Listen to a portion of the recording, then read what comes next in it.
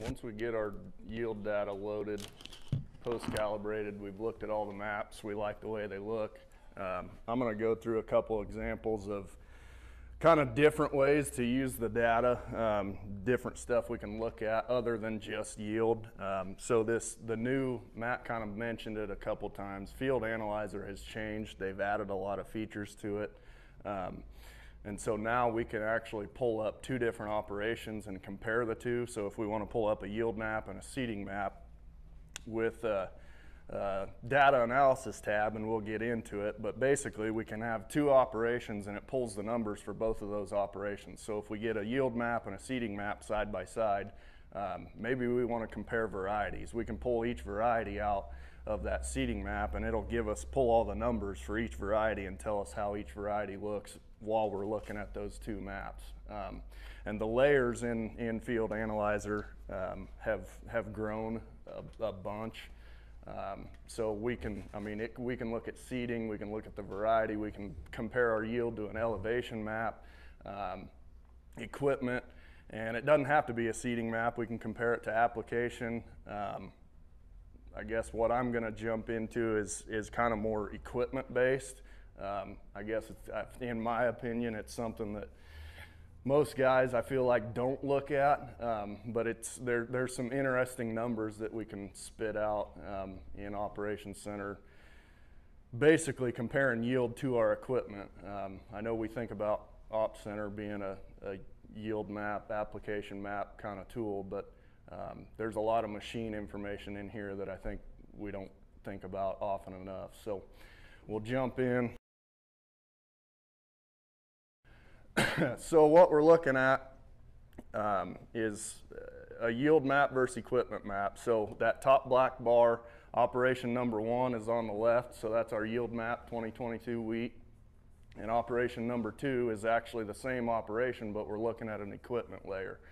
So each color represents a different machine. We had 2 combines in that field, and if you look at the serial numbers of the combines, it's 2 X9s.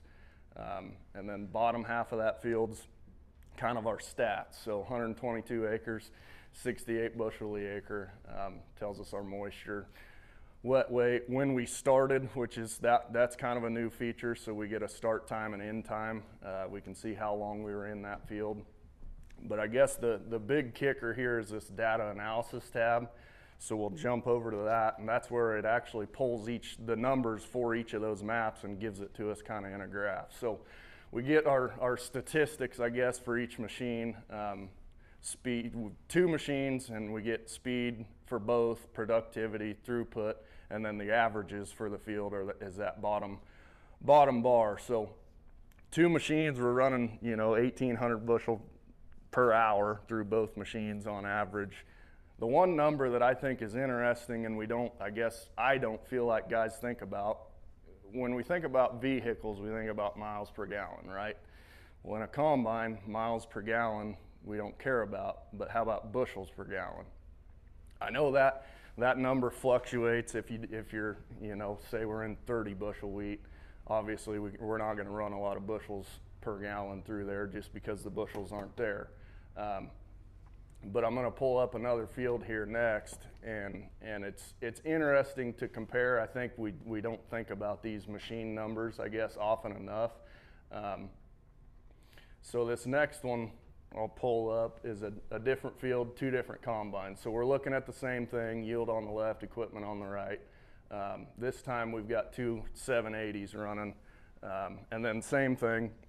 Bottom half of that screen is our field stats. So area harvested, and then our yield, moisture, and all that stuff. But switching over to the productivity, 2 different combines. I guess obviously I didn't mention the X9s, of course, were new machines. These 780s are not new, but we're getting the same numbers from them. So it doesn't have to be a new machine to get these numbers. These numbers are coming out just because of these maps being in Ops Center. So we're not doing anything specific to pull these numbers other than loading these maps into Ops Center. So did anybody notice how close these 2 fields actually stacked up as far as area harvested in bushels per acre?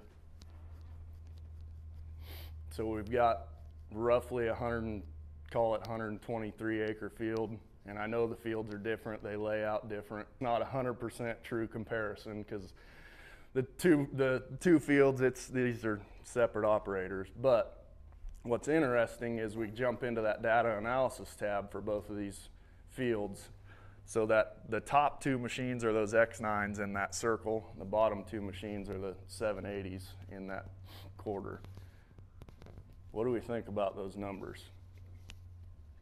Pretty similar crop we're running in. The throughput alone is interesting. We're sending another truck to town, same amount of machines. But then how about this right half? I guess that's not half, right third, right quarter. Fuel efficiency. And I'm not standing up here to try and sell an X9. What I'm saying is these numbers are in here, in Op Center, and I don't think we think about the machine data as much as we probably should. And I guess to me, if we've got multiple machines running, we can use these numbers and maybe compare operators. Maybe one operator's pushing harder and he's not burning near as much fuel as the other guy, so we need to have a talk with the other operator and say, hey, we could be more efficient here, you can push it a little more. Or maybe one machine's got an issue and we're burning a hell of a lot more fuel than the other. We might have something underlying that we don't know about. But I guess the point of these two examples are just to show you that these machine numbers are in there, and I don't think we think about them often enough, I guess. And I found this example and just thought that that's pretty interesting, going up to a bigger class combine, and we're burning way less fuel. You might have mentioned it, Connor, but the other thing with that too is that's local Kansas data too. Yeah. Pulling that from, obviously it's not Iowa, but yeah, that's out of Kansas. Yeah, all of these fields are Kansas fields. These are not Iowa. Of course, they're both wheat maps, so we knew it wasn't Iowa, right? So the next one I'll jump into, something and it doesn't, I wish it showed up better. On the computer, this one's a lot more obvious, but pretty obvious this field, something happened on that north half, right? What do you think happened? Neighbor? Top of a hill, maybe? Maybe it's the bottom of a hill. What if I do this? So we're looking at the same thing. On the right are machines. That yellow machine, something's going on, right? So we'll pull up the data analysis tab. 746000 is this top line. What sticks out at you there? This column. So Matt talked to you about calibrating. And I don't know if this is a calibration issue or if it's throwing it all out the back, but obviously this needs attention. Because this machine right here affected this map pretty tremendously, obviously. And hopefully we catch this sooner than the end of the season, right? Because we can't use this map until it's fixed to write a prescription, if that's the goal, which that is the ultimate goal. But yeah, this happens. I know it happens, and Matt showed you we can post calibrate. This particular one, that slider wouldn't slide far enough to catch up to these other three machines. So just another example of we do keep things calibrated, and maybe I guess I'm not saying this may not be a calibration issue. We might have something else going on, but just something fun to look at, I guess.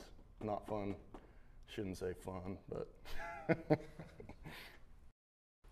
okay. So this one's again, it is another Kansas field, but I guess this one I pulled up not necessarily to look at the map. It's a corn map from a couple years ago. But did anybody notice anything on this screenshot? Not necessarily with the map.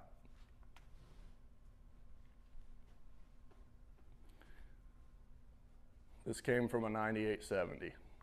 So Matt talked about we can put JD Link in a 9870, right? 9870 gives us these same numbers. So once again, it doesn't have to be a brand new machine to get these the machine information in here. We're not doing anything special to pull these numbers. All it is these maps are getting loaded to Op Center. So these numbers are in there. I don't think, I've said it multiple times, but I don't think we look at the machine data quite as much.